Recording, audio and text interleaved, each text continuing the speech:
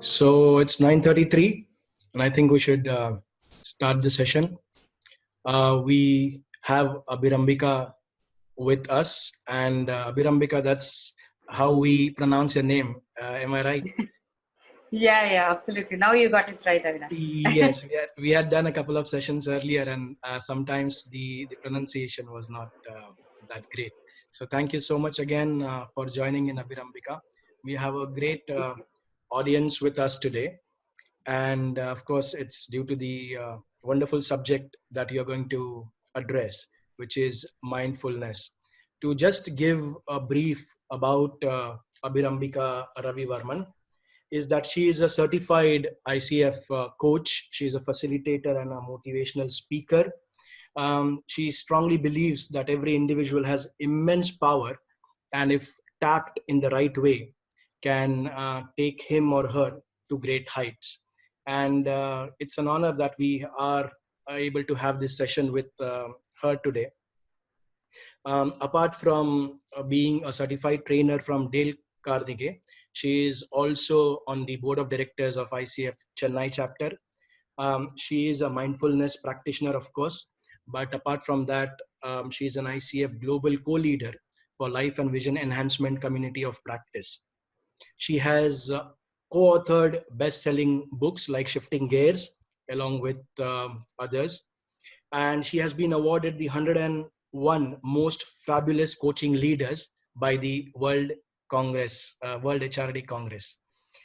She also holds, interestingly enough, a Guinness World Record, and maybe she can give us some details about that later. And while she has been a professional speaker and she has given more than 100 speeches across India and the globe, we will have, without wasting more time, let's get Abhirambika to share her insights on mindfulness. Abhirambika, over to you, please. Thank you so much, Avinash, for that lovely introduction. I'm so glad I'm here. I'm doing this today with all of you. Um, so, like Avinash said, there's a lot that I kind of try to do with mindfulness because giving a slight background to before being a coach, I was a corporate. I was working in the banking sector. I was this complete corporate bug had bitten me, is what I would say. So for me, work was everything, and uh, a typical stressful full day work, like a bottomless coke when you don't know when you kind of get back home, was what my life was. From there, shifting into, because mindfulness is kind of opposite of what I was going through earlier in my life, right? It was completely chaotic. It was a lot of stress, a lot of there's nothing. The word called calm was never in my dictionary at all. And that is how, when I shifted in and when I started getting into my coaching journey, this became a key element which kind of grounded me into this coaching space, because coaching is about a lot of self transformation more than enabling others to transform. So that this mindfulness helped me. And usually in a lot of coaching groups, like budding coaches and all of them, presence, like Avinash will know, right? Presence is a key element in being a coach. And mindfulness helps you to be in that moment with that presence in a very beautiful way. And that's how it has been helpful for me. And I'm happy that I can share some parts of what I've learned and probably answer some questions that you all might have as well about mindfulness. Okay. So I'm just going to be starting my screen share. Okay. So, like the picture kind of says, mindfulness is about seeing exactly what we see. Many times, like this picture is very common in the internet, and I purposefully put it here because this exactly depicts what goes on in a human mind, right? It's always busy with a lot of things. We see, look at one thing, but along with it comes 1,000 other memories, and it is always busy. So keeping us busy, how do we tame this mind, is all that we are going to be talking about today, and that's what we are going to be learning in today's session. Okay, so uh, when we start off, have you ever, so this is a question that I have for all of you, have you ever experienced some emotion and not been conscious of it? Have you snacked without being aware? Have you been, sometimes have you spilled something without realizing? Or any of this, yeah, in this slide. If you have done it, just put a yes, some of it, most of it, or all of it, or none of it. Just put it in the chat. And let's see how it is for this group. Yes.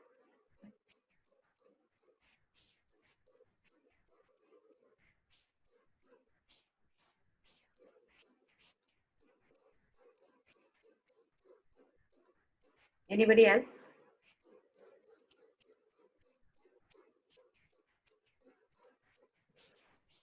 We are not able to put any comment there, just You're because not it able is to put it on the chat? yeah, Chat is disabled, it seems. disabled. Chat is disabled. Okay, fine. Then you can just unmute yourself and just tell maybe. Some of it, most of it. How is it?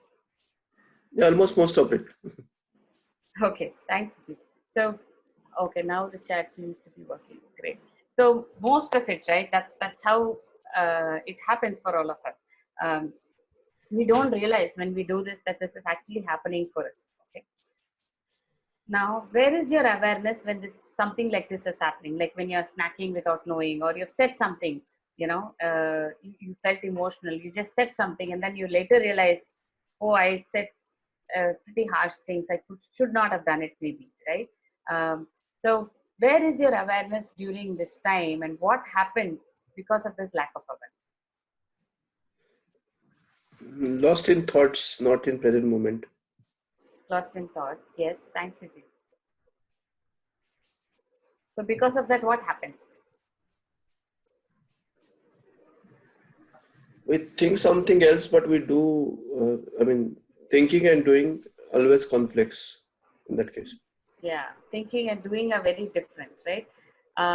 So, say there's something very important, an important activity that we are getting on, and we're trying to do that, and the mind is wandering away into multiple spaces.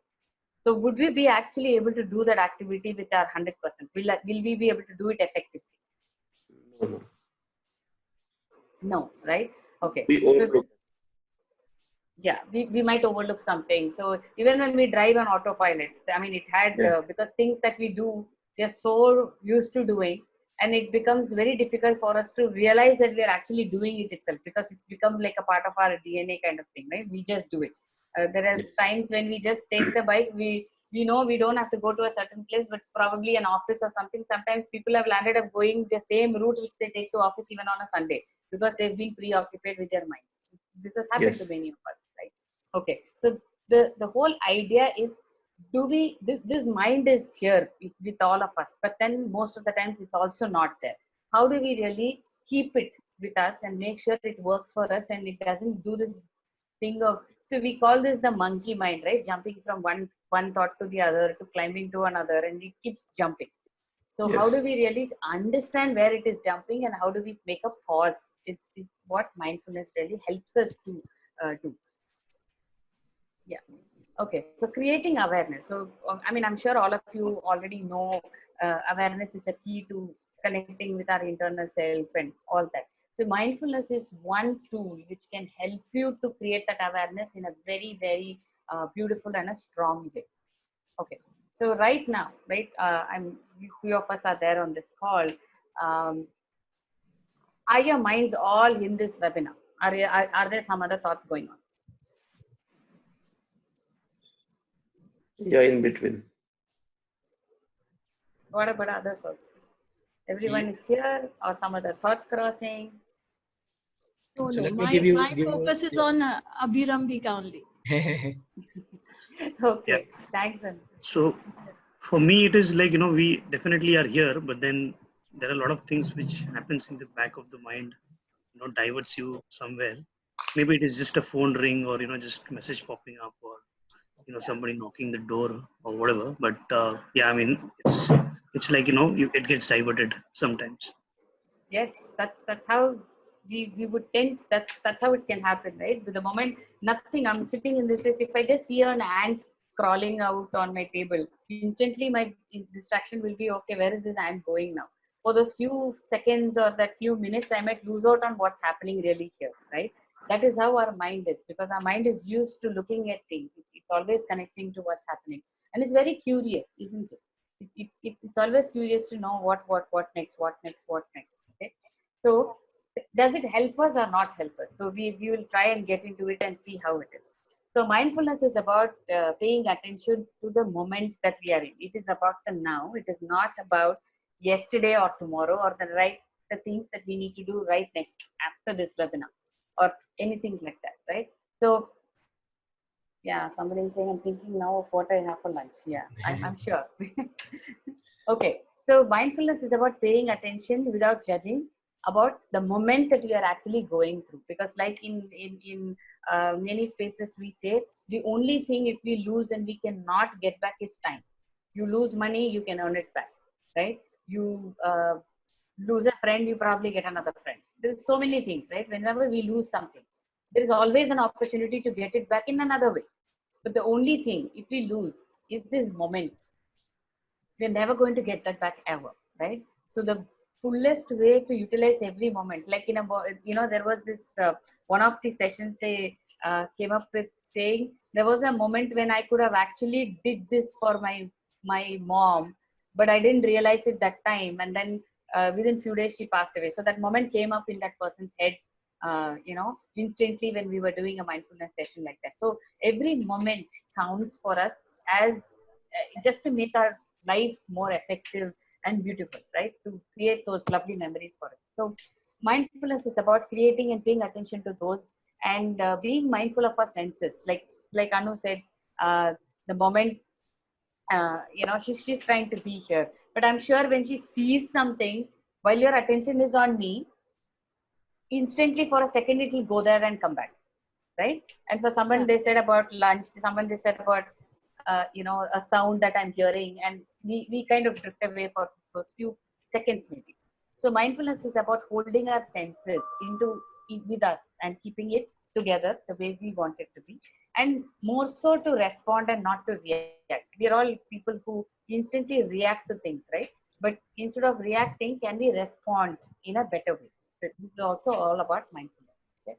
So this is one of my favorite things that it's not just about mindfulness, it's about thoughts. Our mind is full of thoughts. So on an average, how many thoughts do we all get? Any idea? Sujit, you are on mute. Around 62,000. Yeah, around 60,000, right? So this is the number which we have heard, many people have said and all of it. But 60,000 as a number looks too much, right? For one day. Yes. It's really a lot. So in that, imagine in that few hours we sleep off, and then there are few hours, but in instantly so many things are crossing. And moreover, the thoughts can always be put together as groups of thoughts which are helpful, groups of thoughts which are not helpful for us as well. But then we have no control over it because it goes on in a flash of seconds. So if we are able to actually watch them, if we are just able to be quiet and are able to actually watch what are the thoughts that we are getting, then it's easier for us to work on that, because the thoughts are what creates our life. Like in this slide, what I say, they are the ones which create a destiny for us. It's the way we are probably looking at things, so the way we are probably accumulating, and the way we are thinking. So there is this proverb, right? Why do these rich people always get richer and these poor always go poorer? The reason is because in their mind they think rich. The rich always thinks more about richness, so they keep accumulating more of that. And the poor is always thinking about lack.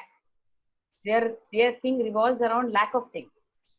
So I have a maid who buys these big jhumkas, right? That's ones which she wears in the legs, that long ones, heavy ones. She buys really thick ones, right? We can't really not wear it every day. It's not possible to wear them on a daily basis. And then if she comes, walks down from there, down only, I can hear her coming. One of the days when she wears. So every time I ask her, why do you buy this so much? That is so big. She says, then only know if I have shortage of money, I can go keep it with a pawnbroker and get some money. Okay. So the idea of buying a jewelry is not to wear for a poor person. It is to keep and use it for an emergency. So all the time, every time she gets it and she wears it, in 2 days it won't be there, because she would have kept it for some reason. Again, after some time, she will take it back. She will again go keep it. But the rich buy stuff for wearing. So thinking is very different. So they tend to accumulate more and they tend to wear more. So thoughts are the ones which really creates our destiny. And anytime if we want to make some change, that's the change we need to bring in as a step one into changing our life itself. And how it is connected to mindfulness is because the mind is so busy, always running, and like Sajid said, 60,000 thoughts on an average. Where is my control over it? It runs like this, jet speed train. I can't stop it. I can't hold it, which means I can never take control over my destiny in fact. Right? So that is how mindfulness can help you change the way your life is by taking control over your thoughts. Are we clear so far? Any doubts till now? Anything? Any thoughts or anything? All well? Participants, all well? Oh, One question. yeah. Sorry, I'm actually asking so many things. No worries. Generally, when we try to take over our thoughts, it increases. It becomes like our awareness, our focus goes on particular that thought. Yeah. So how do we control it? So there is nothing called you can control your thoughts. That itself is the way of what you're trying to do is create some rigidity around what you're trying to do. The moment the word control, we are trying to make it like, you don't, this thought you better not come. We are insisting something that is also thinking, Okay. right? So it's like creating awareness of what kind of thinking is going on in my head. I'm just going to allow, let it flow. Okay. And then I see it, and then I slowly make those changes in the spaces that I want to make changes to. We'll try and do a practice also with it and see how it is helped. Yeah. Okay. Okay. So what do you see here on this screen? An iceberg. Yeah. So what is this kind of denote?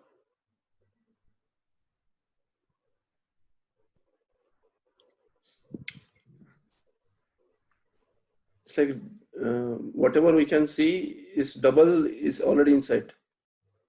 Yeah, whatever we can see is very small, and what we don't see is probably what's the biggest, right? And at least after this movie Titanic came, everybody understood this concept very well, right? Yes. Okay. So this is what this, if you have to connect it to ourselves as people, right, as human beings, 10% of it is what we see, which is what people do. Like I am doing this webinar, is what you can see, but you can't see what are some thinking which is going on behind my head while I'm doing this webinar, or for that matter, any activity that I do, right? So the whole reason why our actions and behavior and results are in a certain way are because we have certain things going on, below us. The kind of thinking that we are going through, the feelings that we go through, the motives or the judgments or whatever that we are going through is what creates these. Those are the results which we show to outside people. So when we want to make a change, we want to probably, I'll take a example of smoking or something like that, okay? Which we also know we want to change, which other people also keep telling us, why don't you change this? Why don't, it's not good for health, whatever, right? Or even exercising for that matter. Or if someone is not very healthy, they try to say, why don't you exercise? But is it so easy to just do it? Is it easy to, someone says it, okay, from tomorrow I will change. Is it so easy to do? No, right? Okay. Why? Because the reason why I'm not able to do it is a different kind of thinking or belief system inside me. For people who smoke, if you go back and dig them, in fact, in a coaching conversation, when we do that, we realize that the smoking started because of some breakup or some sad incident that happened or something that is there, and that has not yet got settled in the head. So the smoking can never get settled till that is resolved or that is overcome, or a clear understanding of that, or a disconnection between that and the smoking as an activity is changed. It is never going to happen, right? So that way, the work, the 90% work can happen only internally by the person, and that can happen a lot with mindfulness as a regular practice. So you start seeing some changes on the top. Okay, so can we try one activity now? Okay, so wherever you're sitting, right? Just quietly, very calmly look around and try to find 5 things which you did not notice so far. It can even be a small dot. Okay, just quietly look around and try to notice any 5 things.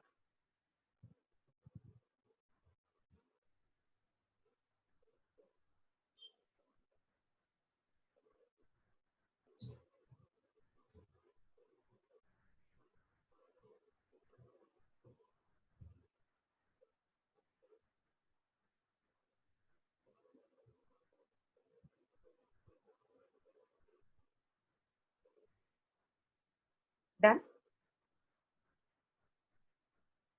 Were you able to find? Yes. Okay. What about others? Yes. I couldn't find something which I've not looked at it before, because I think, in this room I've been sitting for like 2 months working from home. Almost every single piece is what I've looked at already. Okay. Let's see. Fine. What about the ones who were able to notice? What was it? Can you say what was it? Did you find something big, small?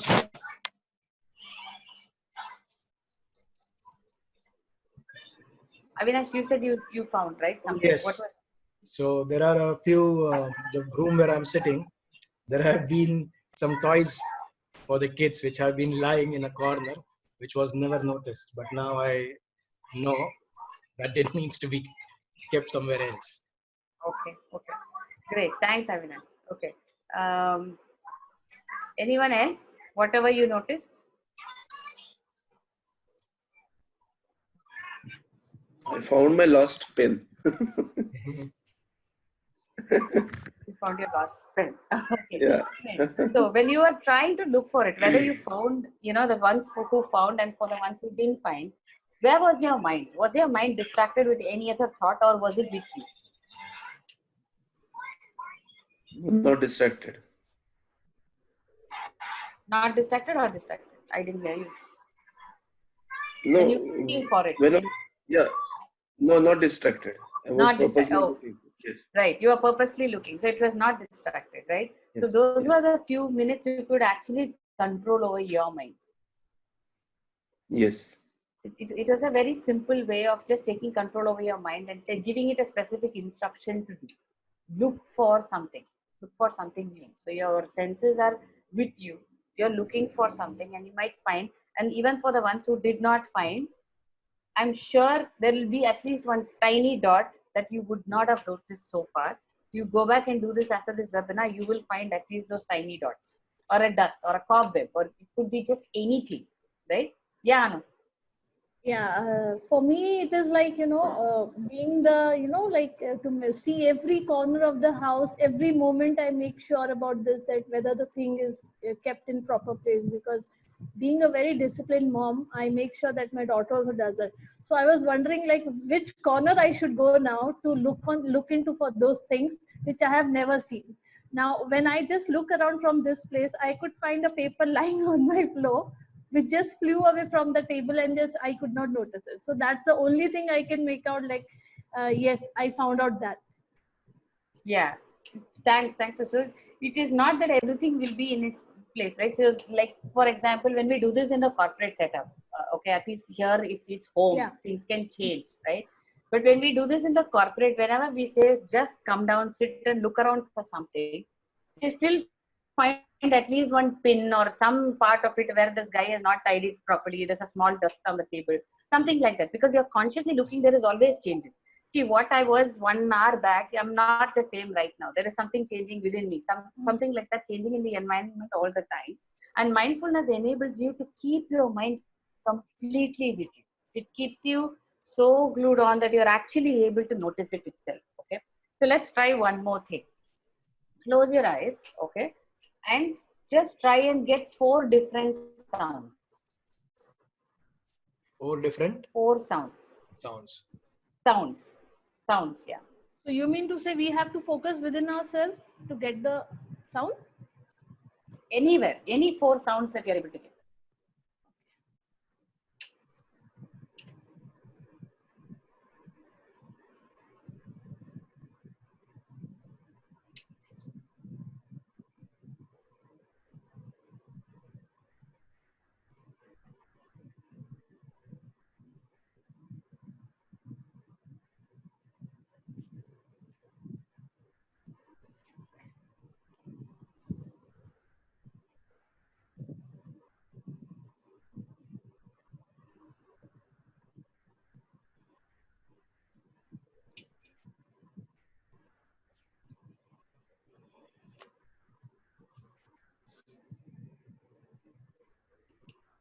Thoughts? Mhm. Okay. What, any you were able to get or no?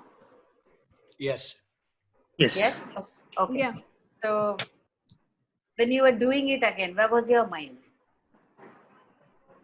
To hearing the sound. Focusing on the sounds that are around us. Sound around you. Yes, right? Was it distracted? No, it was very, you were trying to bring in all the different sounds.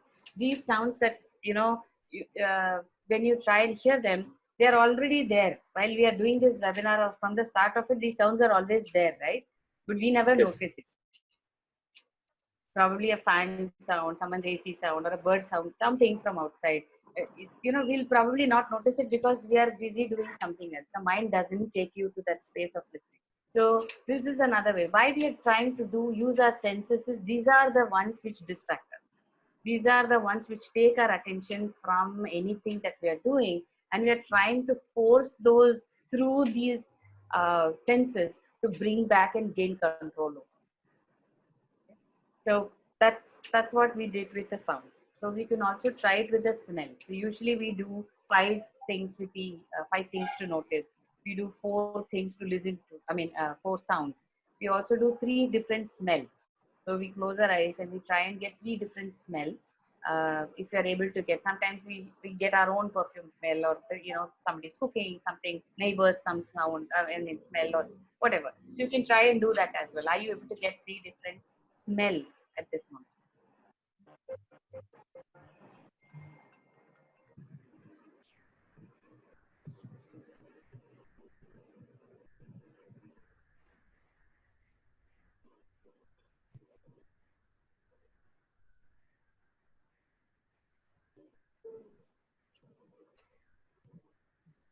Got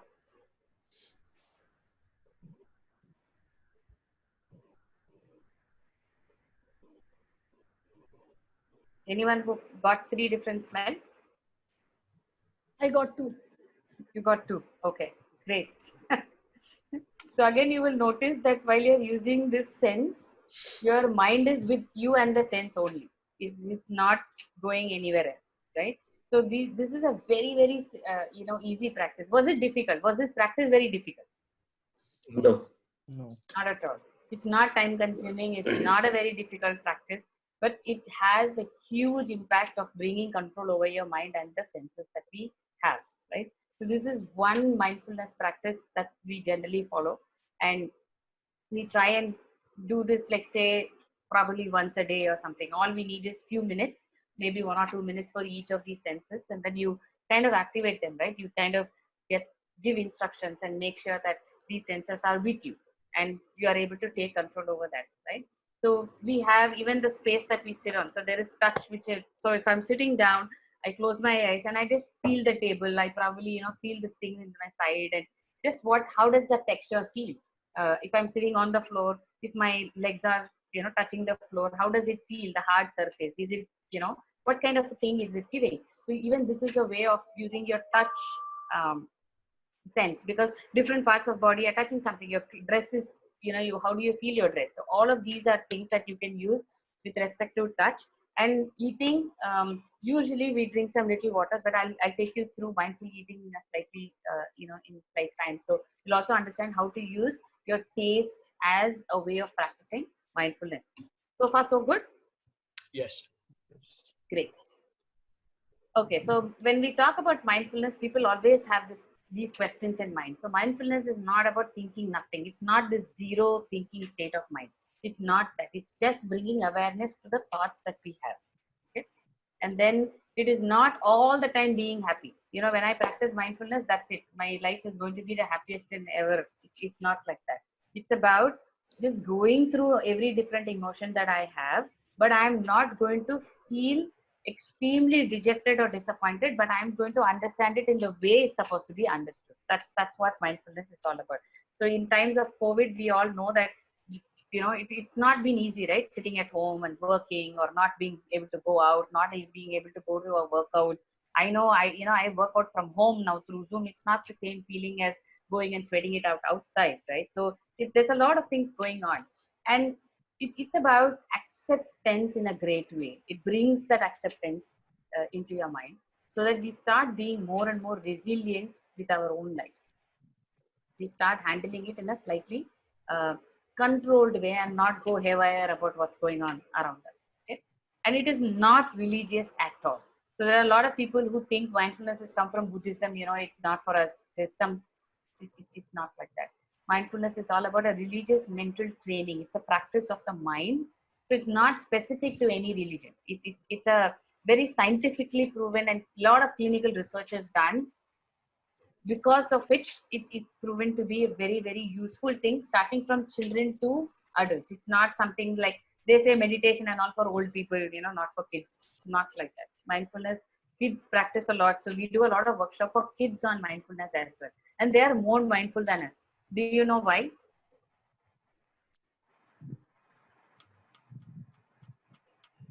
They're more alert and conscious, maybe. They are more alert and conscious. Yes. Okay. What else? Any thoughts? Why kids are more mindful? They're open to listen to the instructions or hear somebody out. They're open to listen. Have you ever seen a child, like say a 1-year-old or a 2-year-old, right? When they're 1-year-old, let's take a 1-year-old. I'm sure many of you would have seen a 1-year-old, when they start to walk first. Okay. How do they walk? Fearless. Yeah, fearless. And then if there is something in the middle, say they're climbing a stair, okay, and this child is trying, and then they are fearless. Do they have control over themselves? Like, do they know what they're doing basically? No, they They just do don't. it. They just do it. So you feel they don't know what they're doing. Yes. I mean, they know, but they don't know what consequences. Like, even if he falls down, he will again get up and he will start. So yeah, it's like that. It's like that. Okay, great. So say you as a parent or you as an adult, you are noticing this child climbing a stair. Okay, the moment you go and say, hey, what are you doing? Does the child fall down that time?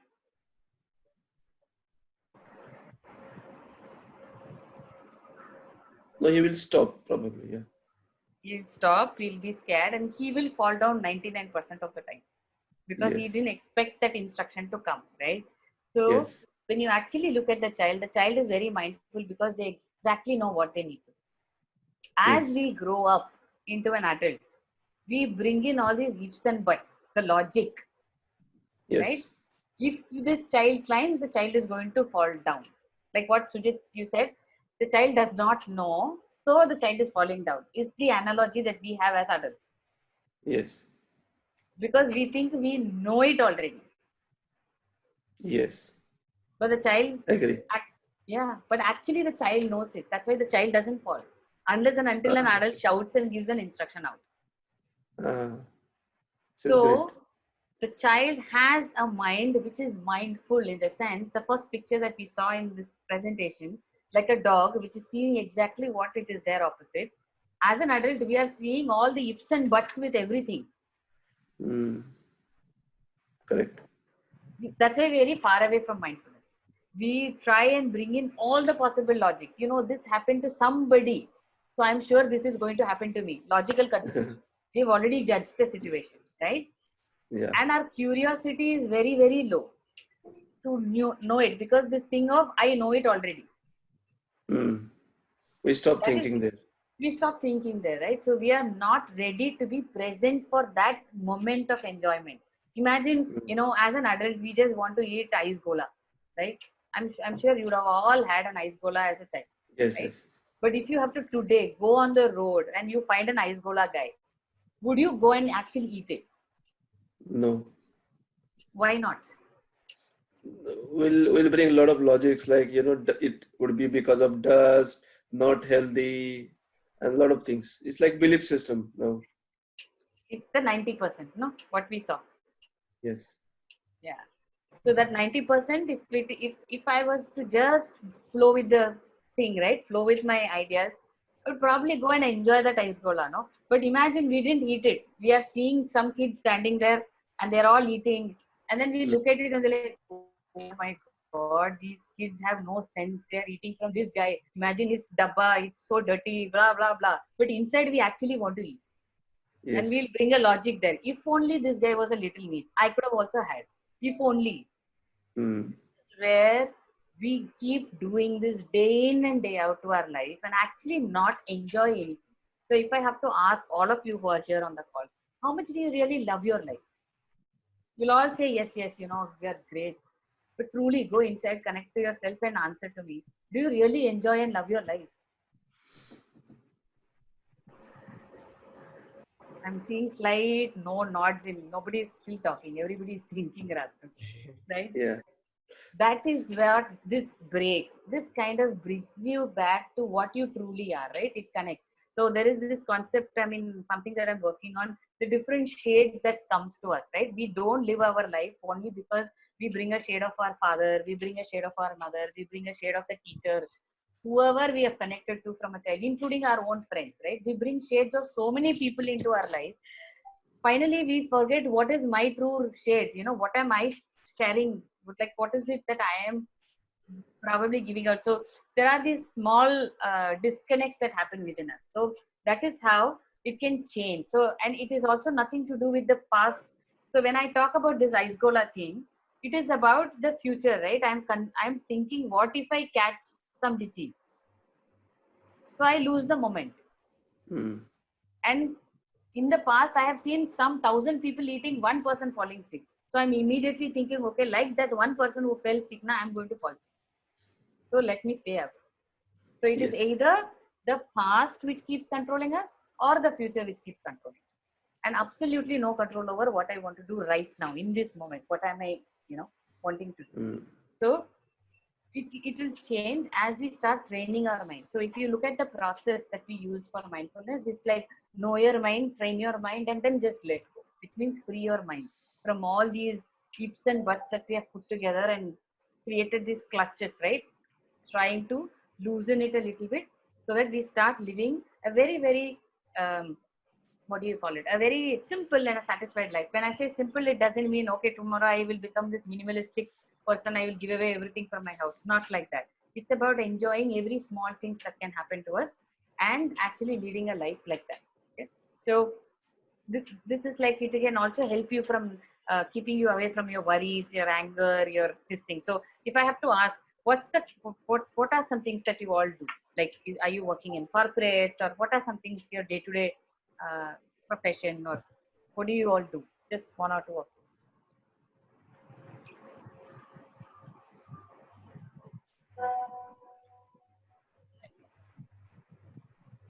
Yes, please feel free to unmute yourself and interact, please.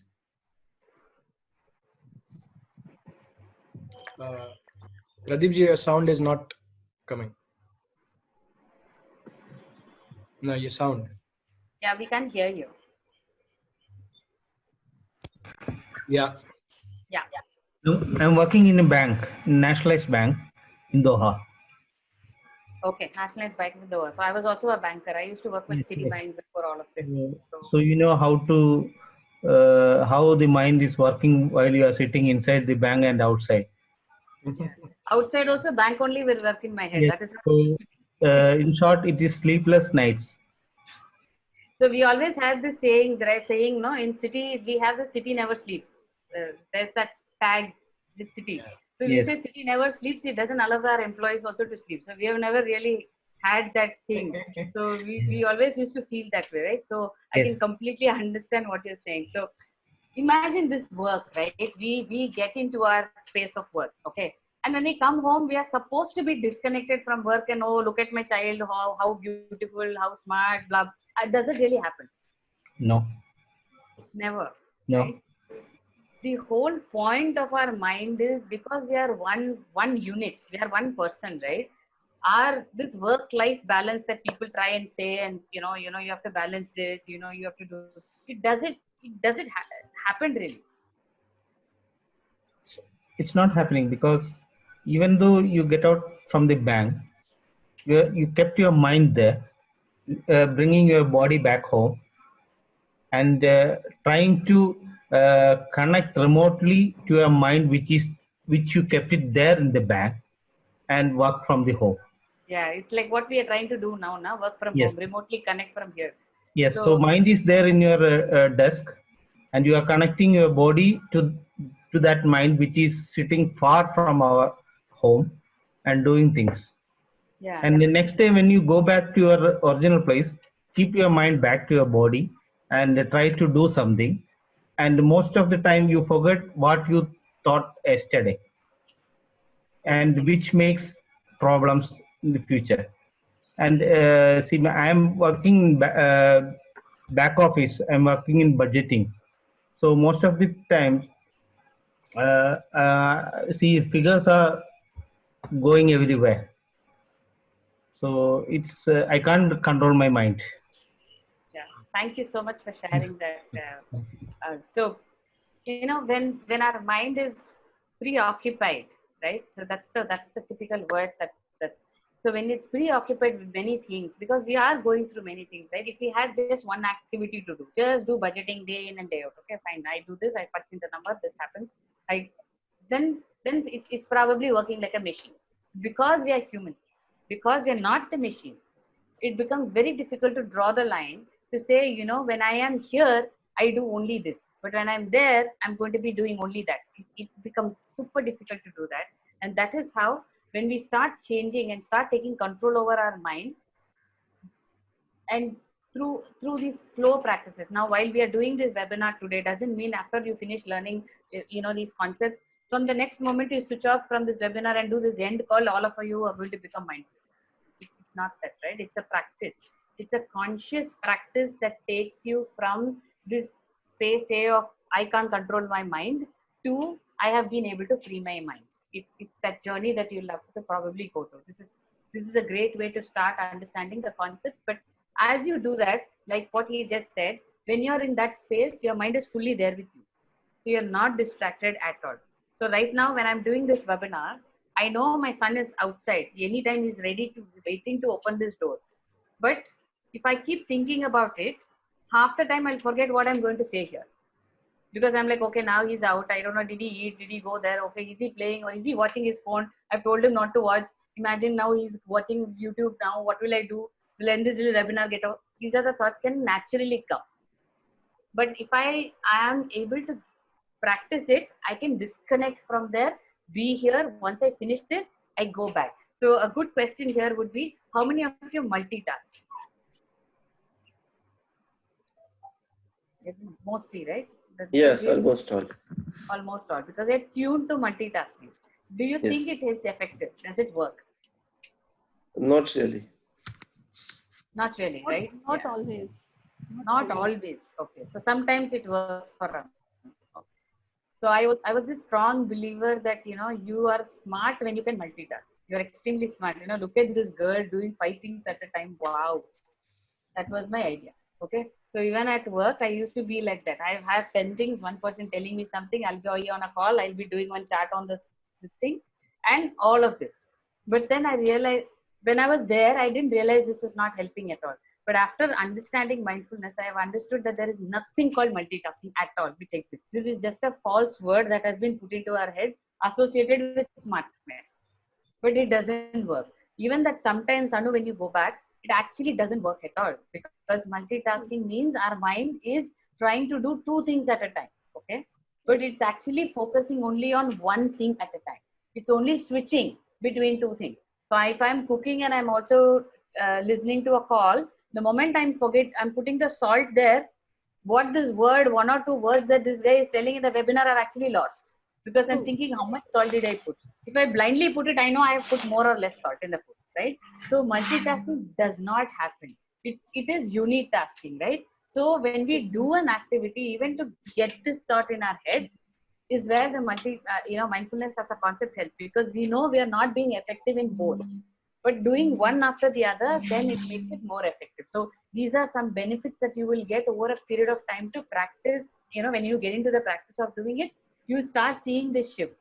In fact, when you multitask, the amount of time that this takes, right, say 10 minutes or 15 minutes to complete those 2 jobs, if you do it one after the other, you'll probably land up doing it few minutes earlier. But much more effectively, both would have got done. So some some ways of mind training. Okay. So what are some practices? If you look at practices, what can we do? So there are formal practices and there are informal practices. Now, how many of you actually meditate here? Okay, 1, 2. Oh, many of you. Okay, great. So when you meditate, um, you know, that's like a formal practice of mindfulness. So and there are a lot of questions that people ask: is meditation equal to mindfulness, or is it different? These are some common questions that I get when I do this. So when we talk about mindfulness and we're trying to train our mind, in a meditation also the same thing happens, because you're actually watching your thoughts, what's going on in your head, right? So this is a formal practice of mindfulness that we can do, where we sit down, we close our eyes, we just notice our breath, what's going on in our this thing. So we keep noticing this hot air that goes inside, cold air that goes inside and hot air that comes out. Usually the focus is here, between the nose and the lips, they say here. So you're able to actually keep your attention with that breath, and that attention will wander away, right? After some point in time, it will keep going in all places. So whenever it goes, don't be harsh on yourself, be very gently, and bring it back to your breath. So every time your mind goes with a new thought, notice the thought, bring it back to your breath. So this is this redirection, and keep focusing on your breath. The first time you do it, the 1 minute will look like, oh wow, 10 minutes, what I did for 10 minutes. But actually you would have only done for 1 minute. Okay? And when you continue to do this over a period of time, 5-10 minutes a day, you will notice a huge difference in the way you can start focusing. And the thoughts, what are some thoughts coming during this time, kind of shows what are the thoughts that you're getting during the day. Okay? So you're actually noticing the different thoughts that your mind is throwing at you. So for him, he was suggesting, he was saying about how this mind kind of gets wandered away when you're doing budget. You will start noticing wandering of mind starting to reduce after you start doing this over a period of time. It will try and stay with you. Okay. So that's the formal practice. Now, when we talk about informal practice, okay, mindfulness is not something which is, you sit down for 10 minutes, you do it during the day and let the whole day loose. Okay, it's not like that. It's it's something that we bring, like our autopilot, which is in our DNA, something like that in our DNA. So we start bringing it into our daily activities. So a simple way of doing it could start with mindful eating, and this is my favorite because I try and do this every day with my son. So how many of you do some other activity while eating, like watching a video or a podcast, or a game or a book? Yeah, there's one. Anu is saying, okay. Sujit, okay. The rest of you eat only eating, nothing else, no other activity?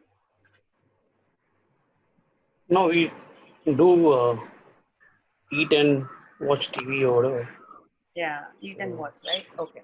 So when you eat and you're doing some other activity, like I said, there is no multitasking, right? We've kind of ruled that out. They're actually trying to multitask while eating, because we think I'm watching something very interesting, because this is autopilot. Now, we've gotten so used to eating from our childhood. Since the moment our mother said, you eat on your own now, we have gotten into the habit of eating, because we know the moment the plate is there down, hand goes down to the plate, picks up whatever is there on the plate, puts it in your mouth, and mouth knows to chew it and swallow it. There is no brainer. It needs no other attention. So when this happens, what's really happening? Are you connecting with the food that you're eating? No, Not really. absolutely not. Right? Sometimes when chili goes inside, you didn't realize this Yes. sabji had a chili goes inside. Then you are like, oh my god, what the hell? I saw this, and what did I put in your mouth? That's when we Yes. come to our food. That's happened. most Then of we are the in our own world. What's going on opposite, or that interesting book that we are reading. Okay. So mindful eating. If you just practice this one thing, like so another thing you can notice this, right? First thing when you get up in the morning, what do you want to do? You want to drink something hot, tea, coffee, hot water, whoever has anything to drink, right? You have this habit, at least water, right? So when you get up and we are brushing, you're thinking, okay, well, I'll make the best coffee today and have, right? You're already brushing and you're thinking about coffee. The moment you come to your coffee and drink your coffee, where is your mind? What to do next? Yes. Yeah. So when you're doing that next activity, there is your mind that time. Again, to some do different next? thoughts. Yeah. What to do next? Yeah. It keeps Yeah. moving ahead. As we keep Yes. proceeding, it keeps moving ahead. What So next? what next? So have you this so wanted that great coffee? Did you enjoy it? No, Not really. No, it's Not like really. autopilot. Automatically, you will, keep drinking it. We'll drink, we'll keep it, and we'll go away. Yeah. But we wanted Yes. it so badly, right? Because we woke up and then we Yes. said, "This is I would really need my coffee." Like this, it happens even in our training sessions, right? So when we do these sessions, that people will be wanting that 10 minutes, 15 minutes coffee break so badly. In that coffee break, instead of drinking the tea and coffee, they will be talking about some other things. The world is Yes. changing, Yes. all possible things they'll be thinking about it that time. So Mm. any activity we are doing, right? I mean, why eating I picked up as an example is because we are doing it every day. Probably the other things we don't do every day. This is something we're doing every day. But our mind is never there with us. It's always what next. That question is there constantly in our head. So that we become what better people, right? Why is this what next coming? So that I'm already planning. My mind is ready for the next one. But is it actually enjoying the next activity? No. So we lose out on every moment that we have and consciously breaking this pattern because autopilot needs a break. We need to break it. Is there a way I can brush today? So there are some active, when we do it with kids, when we do these classes with kids, so I tell them when you're brushing, first that day just notice what you're doing. Notice the way this brush goes, the sound that it is making. Just try and notice it. Then the child realizes it's actually the child is never brushing properly. Till then they think, when you ask them, they say, done, best, full done. But actually that time when they try and do is when they realize they've never brushed properly at all. Probably even us, we don't know because we are again, like we said, autopilot. So try and break that through bringing it in your eating habit. Can you drink that coffee without thinking of anything else? Can you notice the coffee? Can you use all these senses which distract us to bring attention to that food? So you imagine God could have created all food in one color. Now food means green. Yeah. But why did he make so many colors? Just to differentiate. Differentiate, okay? So that we differentiate and see and enjoy every See and different enjoy color, everything. Yes. right? Which we Yes. don't. We bulk it all together and just gobble it down, and then we are like, okay, now off. Imagine even if you go to these big 5-star restaurants, they make this excellent presentation and they bring it and keep it on a table. Okay, you look at it 1 second, you are like, wow. And the moment you start eating it, again gone on autopilot, right? So much effort the chef has made to bring that one dish to your table, and then that one moment, and the next minute we are off with something else. Mind again goes away. So try and use this mindful eating in at least one meal. I'm not saying, all meals, be very strict with yourself. At least one coffee, at least one meal in your day. See if you can convert it. Look at the food. So I'm not sure about, here, I mean, these participants here, but my grandmother used to always say, never look up. So we had this concept of, just looking down. We should not raise our head while eating. Okay. Because the moment you raise your head, there is 1,000 things to distract you. So she always says, don't talk while eating, put your head down, and that's the way you eat. Okay. They were very, very mindful. And that's when they were so healthy. Can anybody here in this call today tell me that you are actually as healthy as your grandparents or great grandparents? No. No, no. No. Because our first connection itself we have lost with the food. That's the first thing that they were following so religiously strictly. So, my grandma eats at the right time, 6 o'clock, 6:30. She'll not cross the time of 6:30 for her dinner. But 6:30, we can never eat, right? So, there are certain things that they followed very strictly, bringing them that connection and actually being very mindful with whatever they were doing. Okay, so that's one thing that you can do.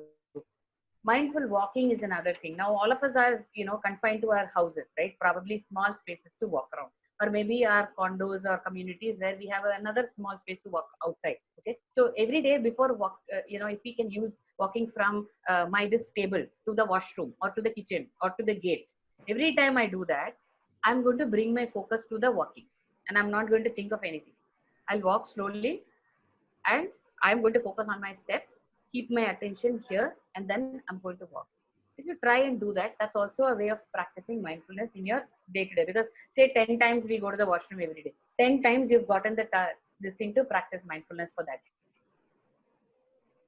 So just paying attention to the walk. Okay. So like that, there is mindful breathing, mindful listening. Listening. How many of you like to listen to music, or you listen to some podcast or something?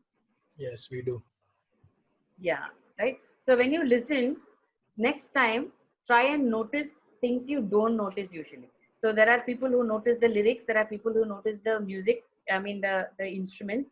There are people who notice different things. Right. So next time you listen to your favorite song. Okay. Whatever the song may be or whatever that could be, try and notice some beat or the opposite of what you have not noticed. So you'll be surprised at what you can actually come back with. You would not even imagine that there is a small flute sound which is coming probably at the 10th second or the 15th second. You would have never known, but you will be able to notice that. So use mindful listening. And why mindful listening is very powerful is because every time somebody tells you, now all of you have been listening to me, I'm sure for the last 30-40 minutes, right? Okay, yeah, almost every word of what I have said actually has it gone inside your head.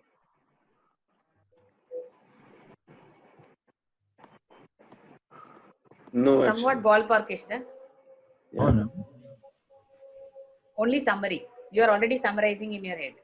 That's Yes. how we take things inside. We always summarize things and we try and take it inside. So when we listen, when we practice mindful listening, you will start noticing your power of taking in things will go up drastically.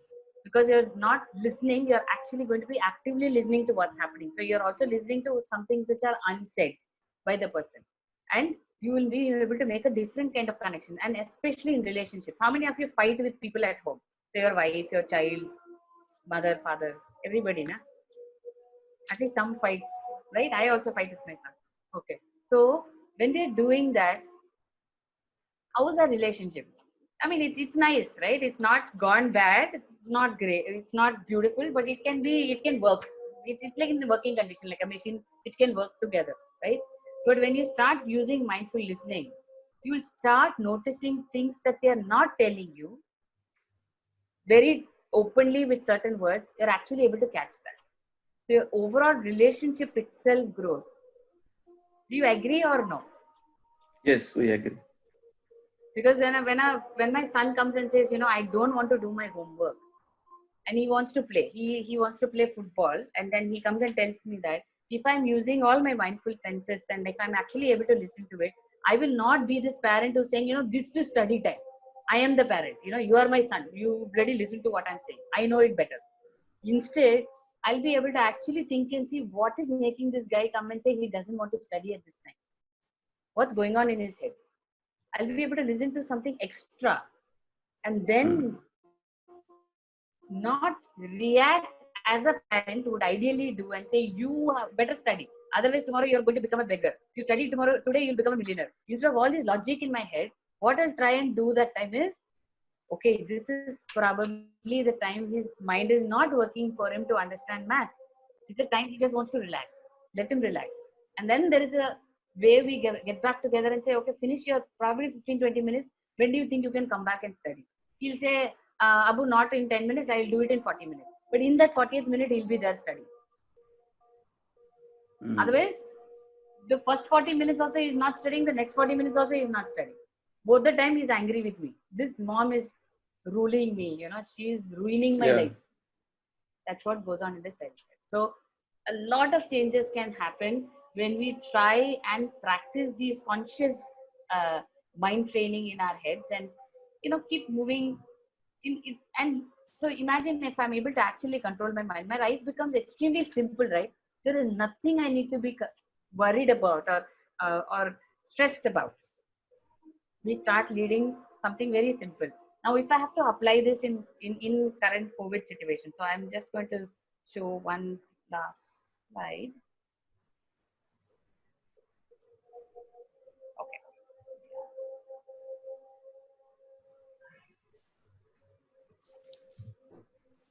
Just 1 minute. Okay. So if we have to really apply it in the current situation, right? When we are all, we don't know what's going to happen, right? Are we going to have our jobs, or are we going to have this? Are we going to do that? When we have all these situations happening in our head, how are you feeling at this point? How are you all doing? All well, all okay, or is it like, I need to really comprehend what's going on for me, things like that? Yeah, it becomes stressful sometimes. We need to reflect back. Yeah, it becomes stressful sometimes, right? Okay, so based on mindfulness as a concept, so I've derived on something called the lifefulness, which is living with inner focus and evolving with fullness. So this is what is something that I specialize in, and I coach people on this, right? So it's about creating this complete satisfaction with no regrets and no worries. So imagine when we become 60 years old or 70 years old and just turn back and look at our life just right now at this point, what will you all say? Wow, what a life I lived, or I could have done something better. Where will you all be? It could have been better with me. Could I have been mean, better. What about others? It's a constant struggle, isn't it? I mean, uh, you want to be completely satisfied in life, but the situations or the challenges that you get across, pulls you back and gives you more thoughts, where you try to then balance, to make life again better. But then in that period, you still have a lot of struggle. Okay. Thanks for sharing that. So it is always a constant struggle, right? Now, I'm sure Avinash, when you say these words, he might pick on those words itself. Knowing Avinash, constant struggle. I'm sure in from an NLP perspective, he must be picking on this word. So when I, in fact, I do a study skill program with children, and when I ask about how should you study, the first thing what they say, study very hard. Okay. When I say study very hard, what is the child trying to tell about studies? You They're not associate enjoying. hardness with studies. Yeah, hardness. What did you say, Sujit? They're not enjoying, maybe. Yeah. Yeah, so they want to really enjoy, but then what is coming from inside, if you don't study hard, you don't push yourself, you're not going to Uh, score marks, right? We are constantly yes. telling that to ourselves. So when we say such things, we are definitely whatever best, even if we become the millionaire tomorrow, suddenly overnight we are not going to enjoy. We are not going to be actually connecting to their happiness. So, and because I've been there in that space, like because you earn, city pays well, right? So they take care of, while they don't allow you to sleep, you are already taken care of well in terms of revenue. So you earn a lot of money. But when you have to take a decision of quitting that and then coming back to starting something called Green Minds, now who cares green your mind or not, right? It's a company, some Abhinambika has started. To start that, to get on that space, there is a lot of loss that you go through, right? Not just financial loss, but there is time that I've had only 100 rupees. In Indian terms, 100 rupees, all of you will know, in my account, from lakhs to 100. For a banker, I'm sure, the banker here will understand, you feel financially so insecure, right? You feel that you've taken the worst decision in your life of actually quitting from a comfortable job which paid you through your nose to actually coming and sitting and doing some classes, or you're to coaching, who cares? But then it's a huge shift. That shift is what I talk about when I say lifefulness. So this is the last thing I want to share with you all today. So just going with mindfulness as a concept and keeping that as a base. Uh, so this is a model that I use for my coaching, right? So there are these two triangles. You see there is an inner triangle and there is an outer triangle, which is the self. So there is an inner self and there's an outer self. The inner self is, the three corners to it is awareness, intuition, and inherent happiness. So when I say happiness, it's not the happiness which is coming from, oh, I bought a BMW, so my happiness has come. Not that happiness. Happiness which is what you are all born with, like a child. Today you give a chocolate to the child will be happy. You don't give the chocolate also, next minute the child is happy. It's not that something has changed from their inner connection of happiness, right? So when we start building awareness through mindfulness, we start strengthening our intuition. So you're all, I'm sure, aware of intuition as a concept, right? The sound that comes from you to tell you do this, do that. So it starts strengthening. And when it starts strengthening, you start doing only the right decision. So whether it is COVID situation or not COVID situation, happy situations, sad situations, whatever situation, your intuition always tells you to do the right thing. Have you ever felt, you did something, but you wanted to do something else? Okay. Let's take a simple thing. It's shining so bright and hot. Right now in Chennai, it's super hot. Suddenly, if I feel like just taking an umbrella and going, some voice will say, take an umbrella and go. And then I'll use my logic to say, how dumb of me to think of an umbrella right now. No, I shouldn't. I should only take my shades and go. But actually, it will rain. The moment I go out, and probably from 15-20 minutes, it might rain. Has it happened like that for you? Yeah? Yes. Yeah. Because your intuition has already told you what to do. You're overriding it with your logical thinking that we use, our rational, logical side of our mind. So we kind of minimize this voice of intuition as we grow up because we're trying to learn. So with the same example that we took from a child, the child's intuition is very strong. The child is always connected with it. That's when the child climbs, even if, say, an extremely adventurous child. You try and put this child in a new setup, a swing, which will swing this child from one corner to the other. Okay, like one full round. If you tell the child, go on that swing, you are so this thing now, you will climb here and there. Why don't you go? If the child is not intuitively feeling right, it will never go. And then what as a parent will say, this child now will never listen to what I'm saying. I want this child to experience something new, but the child is not listening to me, which is what we tend to say, right? But actually the Yes. child's intuition is saying, you go swing there, you'll fall. Don't go there. We as parents override it and say, this is the right thing. This swing has keys, it has locks, you will not fall. So we try and push the child there. So we, as adults, when we grow up, we start disconnecting from this actual intuition which is telling you what to do. In COVID also, imagine there are many spaces which are stopped, many spaces, but when you have to go out, certain spaces you won't feel anything inside. No, that small hunch will say just go. That gut feeling we say, right? Nothing will happen to you here. Go. Then people from the apartment and also no. I saw one patient. I saw this. Immediately, what our mind will say, okay, don't go that side. Huh? That shop is bad. Probably something will happen to you. But actually, if you had gone there, going by your intuition, nothing would have happened to you. So that is where this awareness and intuition are connected. And between these two, outer self, what comes from your outer self is mindful action. So every action you do becomes very mindful. You will not land up doing something which is not meant to be done by you at all. So that is mindful action. And similarly, between intuition and inherent happiness, purely because I'm able to connect to this inherent happiness, I always stay with a positive mind, right? For me personally, so many of my corporate workshops got cancelled between March to now. Okay, first one day was panic mode. Okay, now what's going to happen to all my revenue? Completely doomed, right? But because of mindfulness and taking control over the mind, slowly I started looking at what else can happen. What are some different things that can be done? And till now we are 2 months away. I would have done mindfulness sessions for over 2,000 audience so far. Okay, which normally I don't think I would have been able to do with my normal setup, right? I could not have met so many of you. Yesterday I had a session with 300 people online. So many questions, so many things, and so here, if you look at it from a positive angle of what can I do now, then you already have options. Schools are going online, right? My son's school is starting right on the date it was announced. Going online. What does the child lose? Child probably loses to get to see a few of her friends, but he's still able to learn. The idea of, so we start looking at things of what is the idea. Idea is to learn.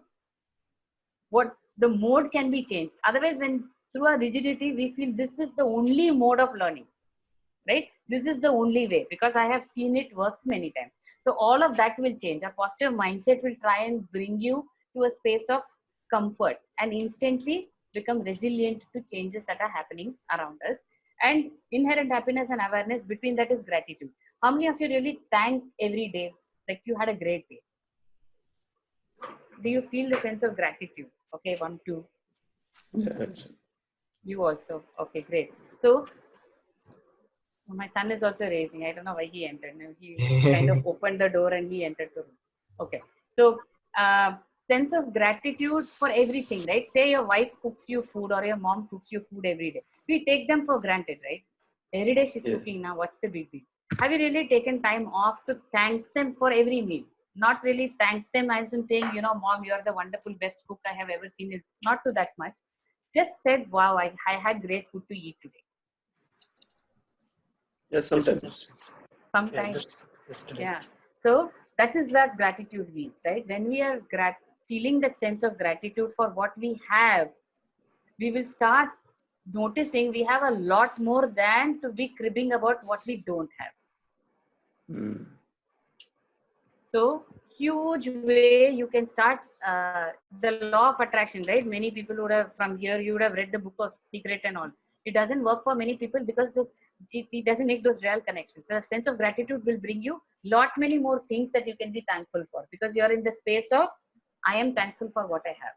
When we have a space, we have an opportunity to co-learn, we have opportunities to talk, our salaries are coming or some income is coming, I still have food to eat. Imagine if I am able to feel that sense of gratitude. And the moment they said COVID, work from home, okay, everything is lost. Or, okay, I get to spend a little more time with my kids. Or I at least get to know what they're doing, their daily schedule. Are they studying, not studying? Many things, right? If I'm able to pay attention to what I have, then I'm building awareness over and reducing my thing about what I don't have. So this is a model that I have been able to develop over a period of time with all the practices. And when I coach clients with these models, it's been quite helpful to make real life changes and transformation. And mindfulness is the base for this overall model as well, and to make shifts.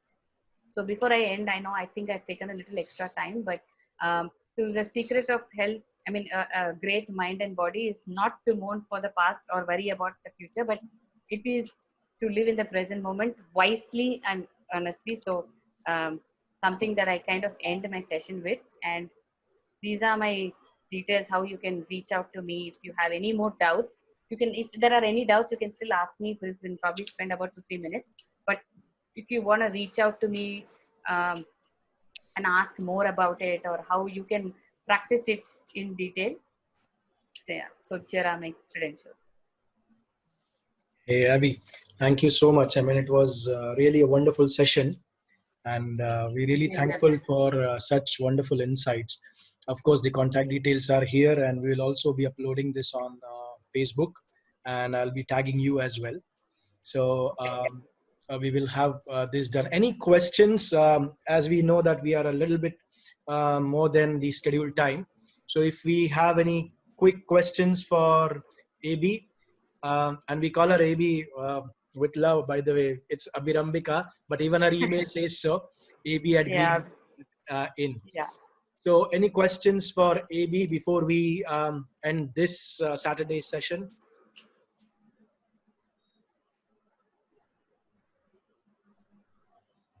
And you can unmute yourself if you like, instead of putting it in the chat.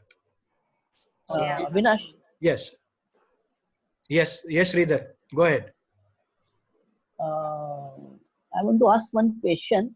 Yes. मुझे एक सवाल पूछना है ये कि ये worrying से कैसे डील करें, मतलब कभी कभी होता है कि अभी तो ये है ये कोविड-19 की सिचुएशन में, तो उसको कैसे डील करें उसके साथ में worrying. Thank you for that. Abhirambika, just to give you a background, Sridhar is an actor, and he has worked with multiple films. And so with this COVID situation, he's currently at home. So his question is regarding how to tackle worries. Okay, so thanks, Sridhar, for asking that. Now, this is the base, right? Everybody has been going through a lot of different worry. So just when you're worrying, right, what's changing? What's changing for you? Nothing. That's the answer, right? So when you worry, nothing changes. Just because we're thinking about it too much or we're worrying about it, nothing really changes, right? Changes can happen when we start not worrying, when we have an open mind to look at other possibilities and options and actually come up with solutions.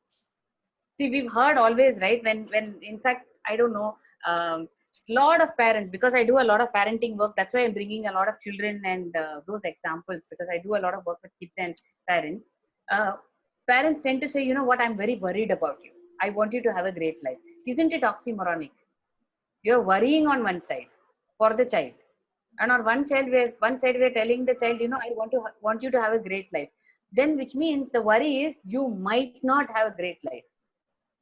That is why I am Right. worrying, right? So we always use this thing of worry as, you know, I care for you. It has so become that if you worry about something, you're actually caring for that person. Okay. Have you realized that? You know, the use of this word itself. Yes. So the more we Yes. worry, the more we are going to distance ourselves from from creating a wise solution for the problem. Like, you know, you're because he said you're an actor. Yesterday, I saw how Tapsi Pannu is doing shoots from her house. Right, she's doing all the modeling shoots from her house. Right, what what stopped her from feeling that okay, my movies are over? So this is the way we try and bring, my movies are not happening at this point, which means I have to worry about what can I do. If I kind of shift on to something else and see, you know, what can I do with what I have certain resources with me at home, so can I use that? Can I create something? Like, that's how all of us are doing these sessions online, right? Today, sitting in Chennai, I'm connecting with all of you in Doha. I could have also done it before, but there is an opportunity. So can I see the opportunities which are there for me and stop the worry, because worrying does not bring anything solid or anything worthwhile to the table. It's only an emotional thing that we go through with us.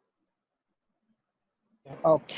But Abhirambika, but that doesn't, I mean, I understand that, it has no positive impact or, the result or outcome from it. But, you still have that worry, and you you probably can, leave it for a while, but then you have to still sort it out in coming times, or, in such situations where he can't go out for shoots, or, if I can't go out and, meet some people who I have to meet, for sales or whatever, uh, that's somewhere is carried in the back of mind every time, right? I mean, how do you, I mean, even if you want to get rid of it, probably it's somewhere in the back of mind always. Yeah. See, that's the whole point, right? When I'm not saying, worrying itself is wrong. I mean, in a sense, I'm saying when we worry and we prolong it for a longer period of time, right? Moment the thought comes, if I'm able to notice that I'm worried, then I know how to replace it with something else. But what's happening in this situation is we worry about it and we prolong it for a long period of time. So we go through a lot more than what it actually takes. That's where the trouble is. And by conscious practice of mindfulness, you will know where to draw the line. Okay, this thought is coming. Yes, I can't go So, and act, right? so you're saying let it Now go for a what? while and then. Yeah, okay, I understand. This is truth. This is a fact. So when I hear the fact in my head clearly, what is my next step? So there is a chapter in my book which I've written, so what next? Okay. We always stop with this thing before this, right? There is this so what not next is not what next is not coming. We stay in a space of now what, I can't do anything, right? This thing of this the can't is more stronger, because there is rigidity in terms of what I can try and do. If I just let it loose and then I see, okay, now what, so what, this is there, yes, I can't go and act, which is a fact. So what next can get you in a space of thinking from a different level of, and see, in a coaching, I am a life coach, right? I work with so many clients. None of, to anybody, I've never given a solution so far. That's how coaches are supposed to be. ICF coach, Avinash is here. So as a coach, you should never give a solution to your client, because their experiences, their situation is only theirs. But if I'm say coaching, coaching him, I will never tell you, you go and open a YouTube channel. You do this, you do some 10 Chumma videos.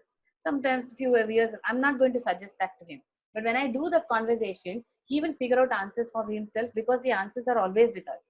That's the coach's role. We bring it out from you, which means it's like, uh, what is best for you, you will already know. So the worry comes along with the solution which is there. You'll have to find that out. Got it. Thank you very much. Yeah. Thank you. Yeah. See, Abhirambika, what I thought, because I'm a teacher by profession, but suddenly such situations came that I came back from Doha. Now, for me, moving out from Doha and a very tight schedule of teaching and doing all those things with the children, and I was so much engaged with the children that suddenly when I came to India, it was very much difficult for me to adjust in the house. Like not daily chores was fine, but then mingling with the children, mingling with the people around there, and then suddenly coming in such a place that okay, now you have to just focus on your child. So in that case, there was a point here which came into my life saying that there were so many things that I have left Doha, I have left my profession and this and that. Now I'm in the house itself. So what I used to do, I was getting too depressed on this part. So when I spoke to my husband about this, it was like, I spoke to him, and he suggested me that you go for a meditation and this and that. Somehow I tried to manage that. Now when I was starting focusing on my child, I felt that she was in grade 10th.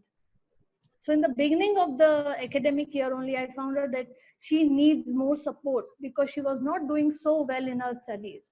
So, well, in that case, again, that point of worry started coming up that, oh, this is a point where I have to focus on her. So then I thought, like, I can't keep worrying on these petty things. So what I did, I have a whiteboard, So what I started writing the things that are worrying me, like her studies, her this and that. Then I gave priority to those things. See, I cannot say that you can simply leave it that okay and leave a big puzzle into your head. But for me, being a teacher, I keep sorting out the things as per the priority and just dealing with those things. So for me, the priority became my child and taking her studies. So what I did, I just left all social medias, I left everything, I left even the WhatsApp, I left. I used to just, I had a dedicated time wherein I used to devote that much. And in front of my daughter, I will never handle all those mobile things. I think so Avinash's wife Prachi and one more friend of mine, I broke all the ties with them also. And I just told them that this is the time, something which is worrying me is looking after my child's studies, because I want her to perform the best, because that is the stage of the child wherein they have to perform the best way. So my way of tackling things was, just jotting it down on a paper, tackling it down priority wise. So it gave me a self satisfaction that yes, you are able to handle things. You will have worries in your life, but make it into a priority and tackle the things in order. So that really helped me to calm down, and due to God's grace, I think so my daughter has given a drastic change in her academics. That's what I did, because that was a thing that came across me. So, like, thanks, Anu, for sharing that, right? So, when worry comes, if a solution comes along, if we are able to actually think through the solution, then it's you're doing something there. But otherwise, we are not really doing much, right? So, for me also, when all these, I have a center here, I have an office. I'm not able to go to the office here. I'm not, we usually done a lot of programs for kids and adults in our center. And it is just 1 year since we opened it. And imagine not going there for about 2 months was a huge thing. Okay. But the moment that thought comes, and then I think of, okay, what next? What can I do now? And it has opened up a new thing. I've been running summer programs now for kids. And trust me, this is the first time across India kids are participating in my workshops. Okay. Otherwise, it only used to be Chennai kids, right? The ones who can actually physically come into my center. I have kids from US. I have kids from other countries who are participating. Why? Because I didn't stop with that space of, okay, I am doomed. Now, what can I do next? So it's like taking your problem into a challenge, converting it into a challenge and seeing now what can I do to tackle this challenge. Then you start taking actions. Otherwise, we feel emotional, right? We're all human beings. We feel so emotional and helpless that helplessness takes over. Like there is this usual analogy, right? In a white chart, there's a black dot. What do you notice? Nobody will notice a white chart. They'll only notice a black dot. Na? It is always like that. Our mind is always, it's like the fight, flight, and freeze mode. It's always telling you everything is a problem. Now fight for it, fight for it. So can we overcome that by taking control over that monkey mind? And like you rightly said, Can I put it down somewhere? Can I look at what I want to tackle in what way? So it's a great space to be. And like this time I said, so many new things I have been able to come up with just in these 2 months, which I don't think I would have done in the next, normally in the 6 months. I got a book published, all of this sitting at home. So there are possibilities. Just be open, keep all the antennas open is what I would say. I keep telling that to my son, keep all your antennas open. Things will fall in place when we make the right connection with our own mind and ourselves. Yes. So thank you so much again on that note, to make the right connections with our own mind and ourselves. I think it's an excellent note to end this session with. I'll also be uploading the entire session on WhatsApp. I request you all to tag yourself. I will try to tag as many as I can. And also, Abhirambika, thank you so much again for this wonderful Thank you, session. Avinash. And we look forward to connecting more often with Doha and Chennai for having such more wonderful sessions, and wishing you all the best for your Thank you so future much. initiatives. Thank you, and wishing all of you a great day and great year ahead. We'll Thank- keep, like Avinash said, we'll keep crossing wherever we can. Thank Okay. you. Thank you so much. Thank you. Thank Thank you, Avinash. Thank you. Bye. Thank you. Thank you. Thank you. Bye bye. Bye.